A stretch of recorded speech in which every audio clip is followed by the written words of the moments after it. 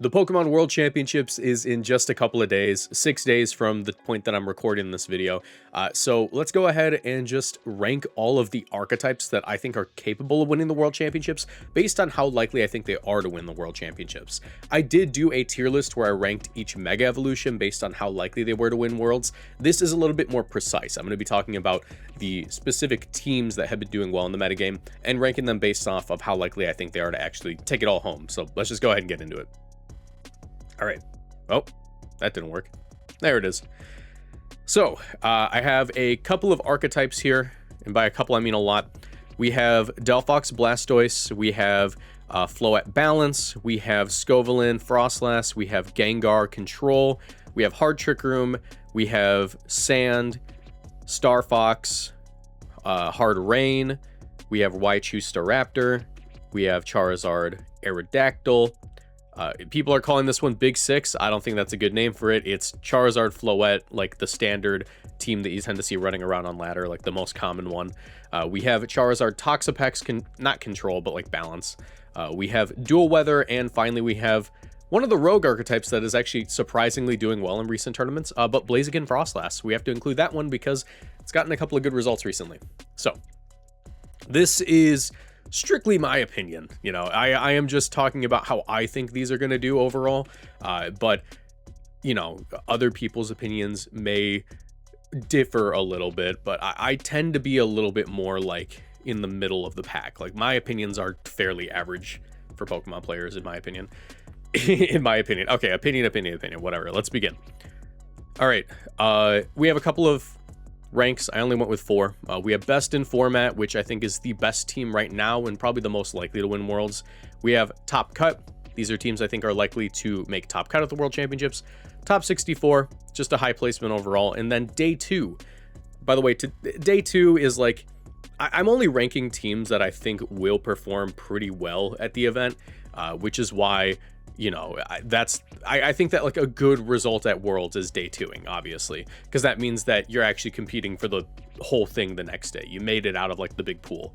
So yeah, that's as low as I'm willing to rank. All right, Star Fox, Delphox Blastoise. Delphox Blastoise is one of those teams that has just been consistently strong throughout the entire format. And I'll be honest, I'm not a big fan of it. I do not like Delphox Blastoise. Mostly, I just don't like the way it plays. However, I can't deny just how effective the team really is. Basically, the way that this team operates is you have a couple of pretty threatening leads. Incineroar, Sneasler, most of the time next to a Blastoise, which can do a couple of things. You can either go for the raw Water Spout, right? Or you can Shell Smash up and then just start one-shotting things with Water Spout. Couple of ways to play around this. One of the more effective ways is definitely Machagacha Sinistcha. However, you know, you have access to Dark Pulse on Mega Blastoise, which coming off of its like 135 special attack stat and Mega Launcher is capable of one-shotting certain Sinistcha. So not always the most consistent answer unless you have like a berry for that. But Sucker Punch would be good if it weren't for the fact that Sinistcha can redirect the hit, so can Mousehold. Mousehold also reduces the amount of damage going into the Blastoise. So it makes it really easy to just soften up the team with the initial barrages of Water Spouts and then like clean up the rest of the match with Sinistcha, Incineroar, and Sneasler. It's a very threatening archetype. It's been super solid. Delphox is the secondary Mega on the team, which I think is really funny. Because when you get down to it, I really believe that Blastoise is a much worse Mega Pokemon than Delphox, but on this team, it is the better choice for most matchups. The team overall, you know, there's a couple of matchups it really wants to pull. Sand is one of the more like positive matchups. It does pretty well into like Charizard Balance. However, it's a little bit more uphill than it would be against like non-Charizard archetypes, just because, you know, as threatening as the Blastoise is, it doesn't want to have to deal with the sun going up in the field. But of course, you know, if it gets the Shell Smash off, it doesn't even really matter. It just KOs everything. And it's pretty easy to get that Shell Smash off. It's performed really well throughout the entirety of the format. I think that it's fair to give this thing a top cut ranking. I think top cut is definitely where it goes. Probably at the top of top cut, like close to best in format, but I'm saving that for one specific team.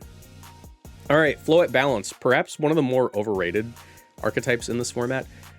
It has not been doing well recently. Let's take a look at, well, not that it hasn't been doing well, but it hasn't performed as good as it has in like previous previous tournaments. We see the top placing Floette balance team is right here, Lewis Markle. They were running a Draining Kiss Calm Mind Floette. We have a Incineroar, Basket Legion, Kingambit, Sinistcha, Sneasler. This is basically like the standard 6 that you would tend to see on a Floette team. This is what we would consider a Protect the President team, as you have double Fake Out and a Redirection user with obviously healing and Sinistcha because of Hospitality to just make sure that Floette stays as healthy as possible, and then allowing you to go for Dazzling Gleams and Calm Minds and Draining Kisses to recover health, and then just having the cleanup crew like Scarf, Basket Legion, Kingambit, and Sneasler is like the default cleanup crew for this format. I would say that this team, as strong as it is hypothetically, it struggles to perform because of a lack of flexibility. It really is all or nothing on the Floette, and while it is one of the better Pokemon to kind of bet all or nothing on, I wouldn't say that it is the best team to win this whole thing, but I do think it's capable of winning it. I think everything on this list is capable of winning the World Championships. I'm just ranking in order of likelihood. I'm going to give that one a top 64. All right, once again, one of the more consistent teams in the metagame, probably on par with the Blastoise Delphox teams, is the, I call it Italian Ice because I love frozen desserts, but this is the, people call it, was it Chili Dog? There's a couple of fun names for it, but it's Froslass-Scovillain. It's so interesting that Scovillain is one of the best, it's on one of the best archetypes in the entire game. Usually Scovillain at the beginning of the format was seen on like heavy setup teams with, God, it feels so weird to talk about it now, but like Dragonite, Garchomp, Kingambit, like it was like a double dragon setup thing where you would Swords Dance with Kingambit and like just make it so Scovillain forced everything to get burned. Obviously the metagame shifted away from that, and now this team has been just kind of sticking around, consistently getting first, second, and like top 4 in like every tournament ever. The more recent variations dropped Citrus Berry on Basket Legion for Life Orb just because it's more, consistent damage. Not that the team is really lacking damage. One of the more interesting things about this team is the fact that it runs Lycanroc Dusk form. There hasn't been a format before where Lycanroc Dusk was good, and now Lycanroc Dusk is consistently top-cutting events. Granted, only on one team, but still pretty cool. Basically, the way that this team works is it leverages the 2 Mega Pokemon to kind of do the same role, except in the Froslass's case, it's a more offensive variant.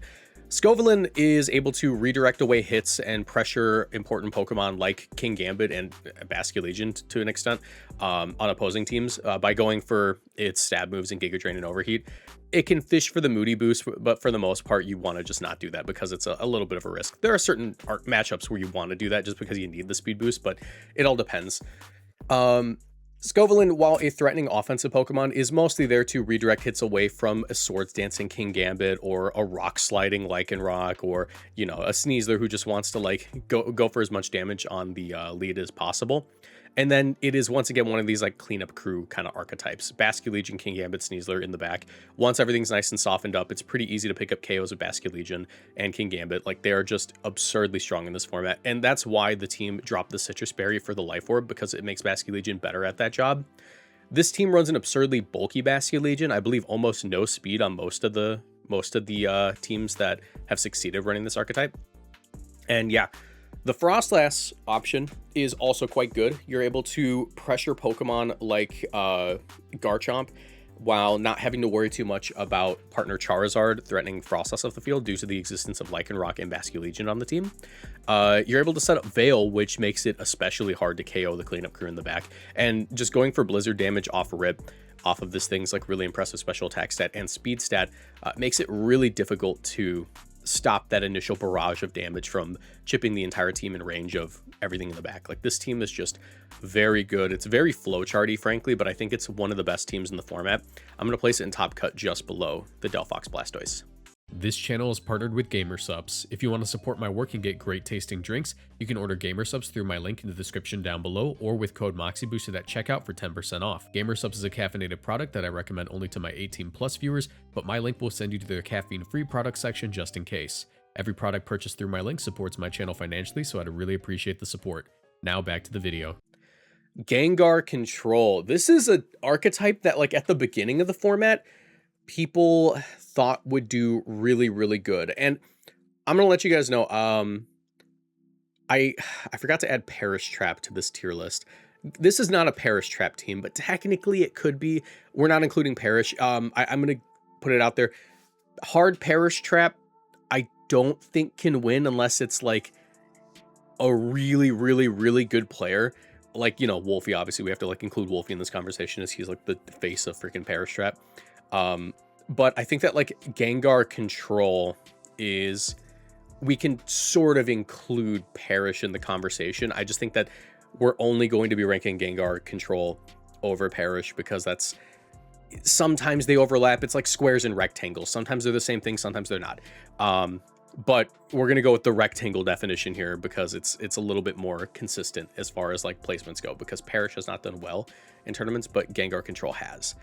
The main difference is with Perish, you're going for that win con of just KOing things until you can Perish and win in 3 turns. Gengar Control is a bit different because it utilizes heavy offensive damage output from partner Pokemon like King Gambit and Scarf Ninetales and Life Orb Dragonite and Sneasler with coverage to get rid of things as quickly as possible by trapping them in with Gengar. Effectively, you're putting things in a cage. The Charizard can't switch out on the Rock Slide Sneasler because Gengar's on the field, and unfortunately, you know, now it's going to go down. I wouldn't call this necessarily Perish Trap, but having Perish Song on the Gengar is quite good. Perish Song can sometimes be dropped for Substitute, which is what won the previous event on the MDB team. There's a couple of iterations of this team. I think it's quite good. Dragonite with Inner Focus and Life Orb is one of the more recent innovations made on the team. And it's funny because it's less so of an innovation and more like going back to old form, because Inner Focus Dragonite was really strong in Scarlet Violet. In Champions, it wasn't ran very often because typically you just want like the you know, the multi-scale to allow for Tailwind and stuff. On this team though, because you're like really focusing on KOing as many Pokemon as possible, leading off with Gengar and Dragonite allows for you to just immediately remove several key Pokemon from the game. Incineroar and King Gambit on opposing teams, notably because Superpower with a Life Orb will one-shot both of them, and you can't be intimidated, and you can't be faked out. And they're both trapped on the field if you Mega Evolve, so that's pretty good. Another key trap there is Alolan Ninetales Gengar lead into a Garchomp. They are not able to switch out, and you're able to just go for Blizzard to KO things. Gengar and like Gengar on its own, I would say Gengar is not like a great mega in this format, but when you pair it with these Pokemon that are like on par with mega damage, King Gambit and Dragonite, that's when it really shines. You're forcing Pokemon to have to take fights that they don't want to take because they always lose. I think that this is a very strong archetype. That being said, due to low player representation, I think that the best I can give it is a top 64, but I do think that I want to put it, I think I'm going to put it above Flow at Balance. I think it's very strong. You can include Perish Trap in here. You can if you want to. Like, obviously the team has many of the same tools that Perish has, but it plays pretty distinctively different. Perish is more a win con than anything. You know, you don't want to confuse this with Perish Trap. Perish Trap is far more passive. You run like a Sinistcha and Incineroar and like a Shukaberry on the Incineroar to make sure you don't die from like Garchomp Earthquake. It's different. This is it's a nuanced difference, but they can coincide. So we'll wrap up Perish Trap in that placement. Hard Trick Room. Look, Hard Trick Room is not a very consistent placer at the World Championships. I have made an entire video on why I don't think Hard Trick Room's all that good. And I think that if you want to win the World Championships, you don't bring an archetype that everyone there is very familiar playing into. I think that it can cut it at like regionals where the overall skill level of the player base is lower. And there are going to be some people who aren't familiar with the matchup, or who are familiar and still get tripped up by it time to time. And you can just like matchup check, right?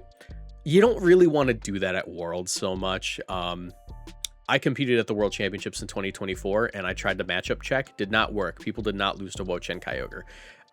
Yeah, I think that the only time that you can really bring a team that's heavily prepared and like, practiced against is if it's the best team in format. And frankly, no, like Hard Trick Room is not the best team in format. That's going to be a day 2 at best. So yeah. I was really debating if I wanted to include Staraptor on my basic definition of Sand or if I wanted to separate them. But I think that Sand now just inherently includes Staraptor, because before Sand was a solo mega team, you would run Sand with just Mega Tyranitar and click the button if you needed to. Tyranitar is a broken enough Pokemon where you don't need to run an item on it. You can have that Mega Stone and never use it. So you just run Dual Mega now with Staraptor, and it's such a good complement to the team. It matches up against so many Pokemon that Sand doesn't want to deal with, like, opposing Garchomp and Excadrill and Sneaslers. Like, Staraptor just deals with all of them really effectively due to the Intimidate and boosting its defenses with close combat. I think that the main strength of Sand is just its positive matchup into the best team in format, which is Charizard, right? I don't think that positive matchup does enough to carry it in other matchups that might be problematic. I think that Floette Balance can be a little problematic. I think that even Hard Trick Room can be problematic for it. Rain definitely is a matchup that Sand can struggle against, especially because they have limited options to deal with Archaludon. That's the reason why they run Staraptor, right? Because it's another fighting type that just gets rid of it. However, one stray Electroshot and the matchup goes out the window. I think it's good. It's a solid pick for Worlds. I don't know if I would consider it to be a contender to win the whole thing, but it is quite strong. And I think that, like, for that reason, I'm just going to put it in top 64, probably below Floette Balance. Still a good pick for the World Championships. Another issue with it, frankly, is that, like, there's a few teams in the format that, despite being good, are way more susceptible to losing due to bad RNG. And yeah, the team that clicks Rock Slide every turn and needs to land those Rock Slides in many situations, and also has a Pokemon that desperately doesn't want to get crit named Staraptor, in a long tournament like the World Championships, you're less likely to make it to the end. Like, bad stuff will eventually happen, and if it happens in Top Cut, it's harder to recover. Star Fox, Staraptor, Delphox. It's a really good archetype. Staraptor and Delphox, you can kind of consider this more of a balanced team. They complement each other pretty well. I'm trying to see if I can find like a good placement for it recently. It hasn't been doing as well in the recent ones, but it has been pretty good in other tournaments. There's Delphox. There's Delphox. Trying to find a Staraptor Delphox just to take a look at. Yeah, it's a little bit more inconsistent now, even though the archetypes only existed for a couple of weeks. I think this previous tournament had one do pretty good, though. Staraptor Delphox, where are you? Oh. Yeah, it's actually pretty hard to find one that did pretty good. I think it's mostly because, like, a lot of the Staraptor Delphox players switched off of playing Staraptor Delphox and started playing Staraptor Raichu. And I can understand why. I think it's still good. It's just a balanced team with, like, both of them on there. However, I think that, like, due to it just being a little bit less consistent, I kind of do need to place it, like, in top 64. It's good. It's just a balanced team, right? It's just like, Incineroar and Whimsicott, and, like, you have Tailwind and Charm to support the Staraptor. You can use Charm to, like, boost the attack status Staraptor due to Contrary, but also you can use Charm to reduce, like, damage from incoming Garchomp Rock Slides for, like, Delphox, make it easier to Nasty Plot and go for Heat Waves. It really is, like, a pretty simple balance team, but I don't think that it's, like, top contender to win. I think it's good, though. Rain. It's gonna upset a few Rain players. I don't think Rain can win it, at least not hard Rain. I think that there's a certain variation of Rain that can win it, but I'm going to put Rain in day 2. I think that Rain, as strong as it is into certain matchups, like Sand and certain Charizard matchups, if they're not prepared, even into, like, I would argue Rain is pretty good into, like, the control teams, just due to the sheer damage output they're capable of if you play it well. I think that it's a highly exploitable matchup that is a little matchup fishy, where you want to use it to kind of knowledge check certain players, and that does take you less far in tournaments of higher skill, but I don't think that Rain's like a bad archetype. Like I would consider like Hard Trick Room to be that way. It's much less so like Hard Trick Room. Like Hard Trick Room very much is like a matchup check. Rain is consistently good. I just think that the tools on Rain do not appreciate the current state of the metagame. I think like a soft Rain mode could work, right? You know, in our Chaldon and a Pelipper on like a Charizard team, which spoilers, we'll talk about that one later. But like the Swampert iteration of Rain, I think is very exploitable. Like if you just play your Incineroar and Sneasler and Sinistcha well, it just kind of goes down. Our Chaldon's interesting in that it's a Pokemon that you simultaneously can't ignore because, you know, Electroshock is just gonna like snowball and one-shot your team at some point. But it's also a Pokemon that you kind of have to ignore at certain points in the match, because if you manage to position yourself well enough, you can just get rid of the Pokemon that make our Chaldon a pain to deal with, like, you know, Sinistcha and Incineroar, and you just get rid of them. You know, I think that like really good players don't struggle very much into Rain, but Rain does have the potential to do quite well.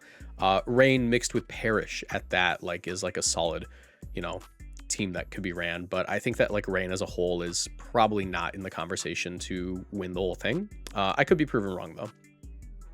Speaking of being in the conversation to win the whole thing, why choose Staraptor? This is one of the archetypes that shocked me, you know. I think that Raichu and Staraptor are individually okay Mega Pokemon. Staraptor's on the good end of like, you know, okay. Raichu, I think in many other formats would not succeed, but I think in this particular format, Raichu is uniquely equipped to enable far more broken Pokemon. If you don't know how this team plays, Raichu Staraptor effectively abuses the fact that some of the best offensive Pokemon in this metagame are mid-speed attackers. Here, this is like the most common version of it. So basically, Raichu is incapable of missing Zap Cannon, a 130 base power electric type mover. It might be 120, I forget. Point is, it hits every single time, despite it being a 50 accuracy move because of no guard, and that allows it to chunk Pokemon for huge damage, putting them in range of Hyper Voice from Sylveon and, you know, Sucker Punch from Kingambit, or Rock Slide, not Rock Slide, or like Flare Blitz from Arcanine, but also it paralyzes them, meaning that you will outspeed them. Raichu doesn't appreciate certain matchups. I don't think that Raichu really likes Garchomp. Obviously, it doesn't like Sand. That's like a problem matchup for Raichu on its own, but Staraptor covering so well for Sand and for like those physical threatening attackers into Raichu means that you can kind of play the team the same way, where you lead off with Staraptor and just chunk things with close combat and use Tailwind for your speed control. And that allows for Kingambit and Sylveon to like outspeed things and get KOs where they really shouldn't be able to. Also Arcanine. But you also have a third form of speed control with Trick Room, which is just, you know, it's Trick Room.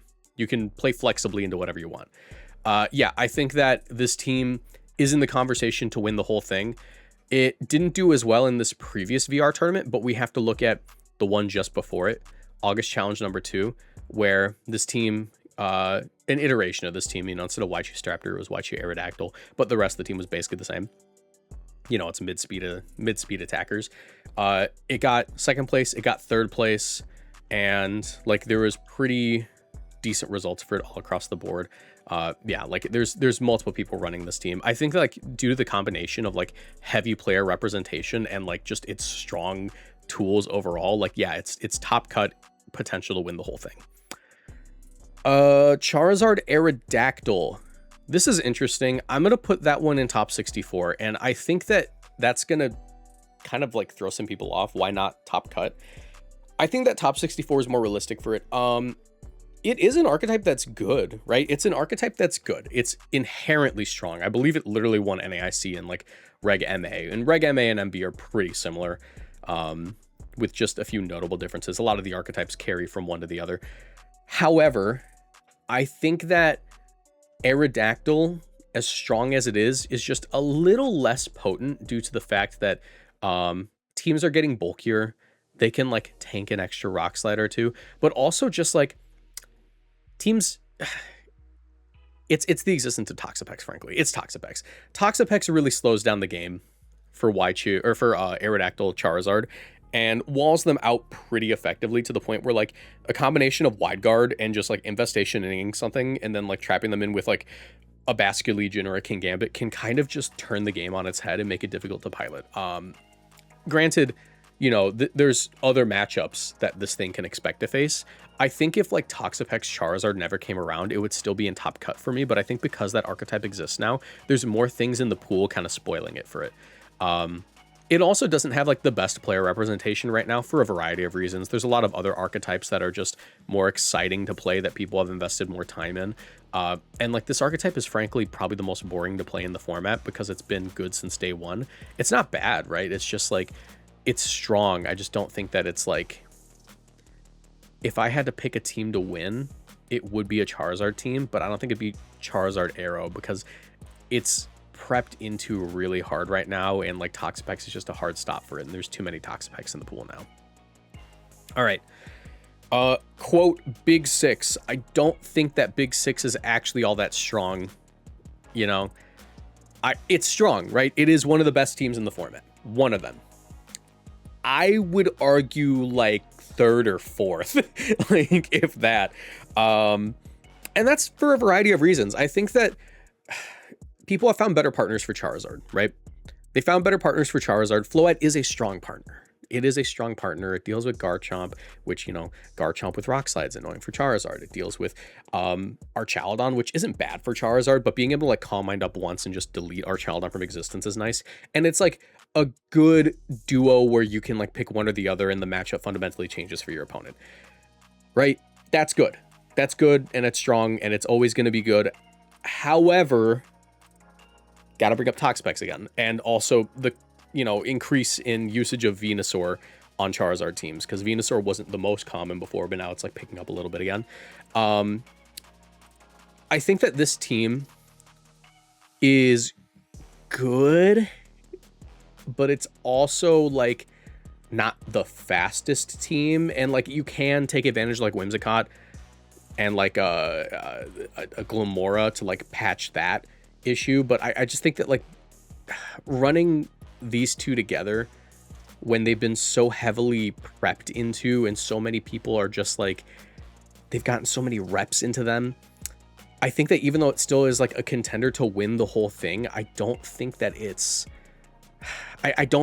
like nearly at the same level as like what I'm going to call the best team in the format. And also like, you know, I think that like the gap between this and Frostlass is like, it's close, right? You can like kind of flip the two if you really wanted to, but I think that like this is a bygone archetype that was better earlier in the format, and now things have just kind of shifted to be a little bit bulkier where they're not picking up the same KOs they used to, and they don't really want to change how they're built to pick up those KOs. It's still doing good, right? It's still very good. I just don't think that it's like there. I think the best Charizard team is different now. Like this is the team, right?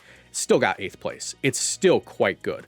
I'm not saying that the team's bad. I'm not even saying the team is mediocre. I'm just saying that like a few weeks ago, I would have put it, like a month or two ago, I would have put it here.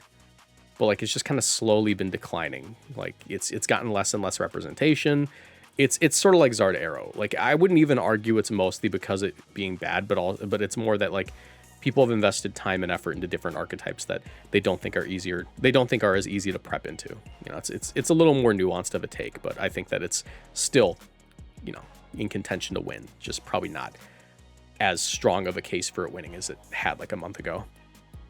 All right, this is my best team in format. Zard Toxapex. And if you're not aware as to why Zard Toxapex is so strong, I think that a really easy way to explain it is that it takes all of the good things about Zard offense, but slows it down and adds a method for removing counterplay to Charizard in Toxapex. It adds breaks to the format that seem to be pure hyper offense for a long time. So why is Toxapex good? We've already explained it with like the Arrow matchup and the Floette matchup, but Toxapex is just a fundamentally difficult Pokemon to break with the tools that we have in the metagame right now.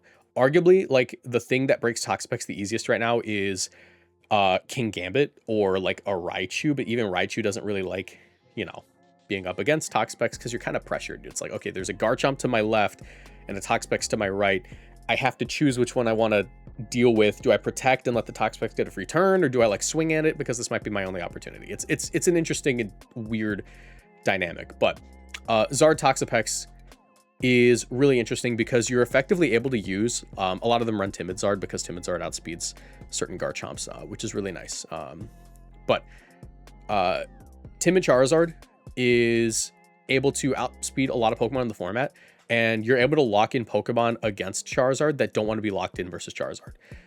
Most notably, you know, things like Venusaurs and chip down Pokemon that normally wouldn't really mind the Charizard too much, but because of Charizard's ridiculous damage output, if they're chipped down enough, they just like get KO'd by Heat Wave anyways. And the reason you're able to trap them in is because of Infestation, right? A combination of Infestation and Toxic allows for you to chip entire teams in range of Pokemon like Sylveon, Garchomp, and Charizard. And by doing that, it makes it easier to pick up the KOs later in the match, but also your opponent isn't allowed to take their eyes off of Toxapex, because Toxapex is able to like really easily recover health and use Pokemon like Incineroar to its advantage by pivoting in and out, lowering opponents' damage outputs, and, you know, regenerating on Toxapex, letting it just recover everything. It's a really frustrating Pokemon to play against. Like, if you focus too many resources on Toxapex, you get swung at by Charizard, Garchomp, Venusaur. That's why they run Life Orb in the Venusaur, because it needs that damage output. You know, no point in putting things to sleep on this thing, or with this thing, if you'd rather just take the damage and they're getting poisoned anyways. And if you know, do decide to swing at everything else, the Toxapex is just gonna get so many free infestations and toxics off, to the point where, like, yeah, you swung at the Charizard, but it lived the Rock Slide, and now you're infestationed in with your Sneasler, you know? They just protect Pex, switch in the Scarf Garchomp, and now Scarf Garchomp is able to Stomping Tantrum and get rid of the Sneasler before it can, like, play the rest of the game. Incineroar can't hard switch out. It has to go for Parting Shot to switch out if Infestation's active. Guess what? It's infestationed in. Once again, it's in range of, like, Earth Power and Stomping Tantrum. This is one of the best teams, I think, in the format right now, and it isn't even necessarily due to the existence of Charizard. I think it's just that Charizard fundamentally works best on a Toxapex team. It feels more like a Toxapex team than a Charizard team, because it's Toxapex and everything that can swing as hard as it can in the game, plus Incineroar. But, you know, because Charizard is something that can swing that hard, it's going to go on the team. It is so good. And Toxapex also just combos well with Charizard because of Wide Guard. You get to block Rock Slide. You get to, you know, just stay in on Pokemon that Charizard wouldn't want to deal with, like Basculegion. Basculegion hates Toxapex, especially if it's Scarf.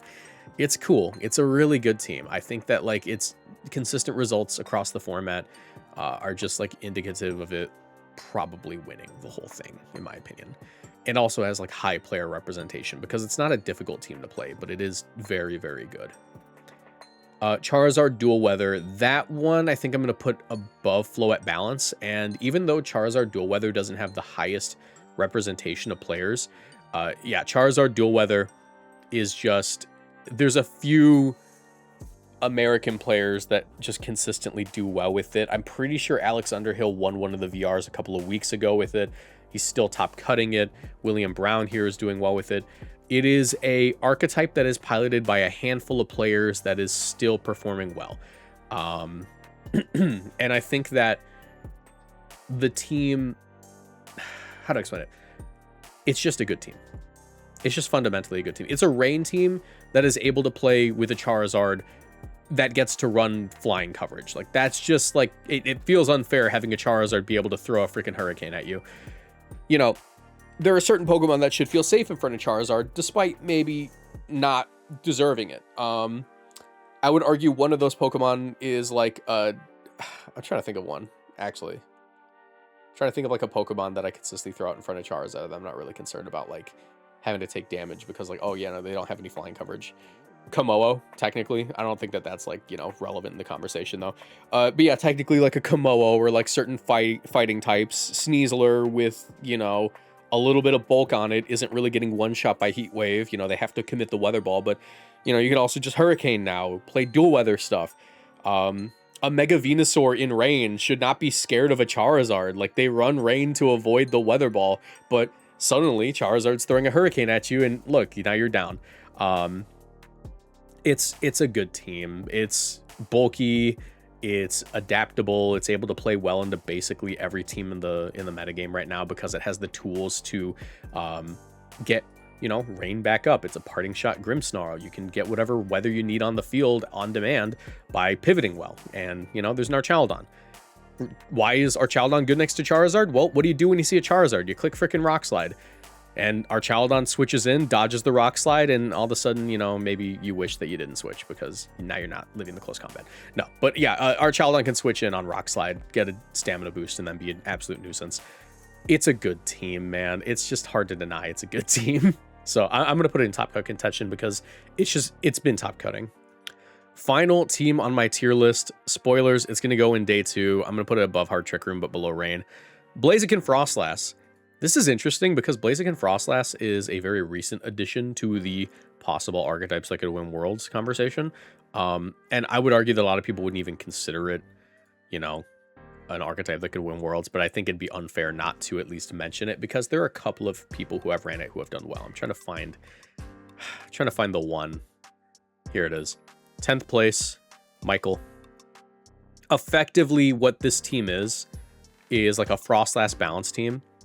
Frostlass is able to, you know, leverage Kingambit next to it to defend itself from like Basket Legions and stuff. But Blaziken and Kingambit are like an iconic duo that have done well in previous formats. Well, I guess technically Blaziken, Bisharp, but like Mega Blaziken, Kingambit now, you know, they're all grown up. Basically, it's just matchup checking a lot of different things. Blaziken's really good for matchup checking a lot of Charizard teams. Because Blaziken has Rock Slide to just check the Charizard off of its freaking 160 base attack stat. I don't care if it's not stab, Charizard's dropping. Speed Boost allows for Blaziken to just not really care about Tailwind after just a single turn or maybe 2. The duo just pair inherently well because if you are facing a Sand team, which Frostlass doesn't want to have to deal with, then like suddenly Blaziken, Sneasler, Kingambit, Sinistcha just like solos that whole thing. It's an interesting team. There's not a lot of data on it because it's been so sparingly used throughout the format, but it is solid enough to at least mention. I think that maybe you could even go as far as saying top 64 because it's been doing so well in these VR challenges, but I'm going to be conservative and just say put it in day 2. It's cool. Anyways, that's my tier list on which archetype I think is going to win Worlds. Best in format doesn't mean I think it's going to win Worlds definitively. I just think it has the highest odds of winning Worlds. And I will say, I think these are in order. Like this is a pretty good order that I feel comfortable with. Let me know what you guys think in the comment section down below. If you guys enjoyed, leave a like, subscribe, and I will see you guys in the next video. Bye.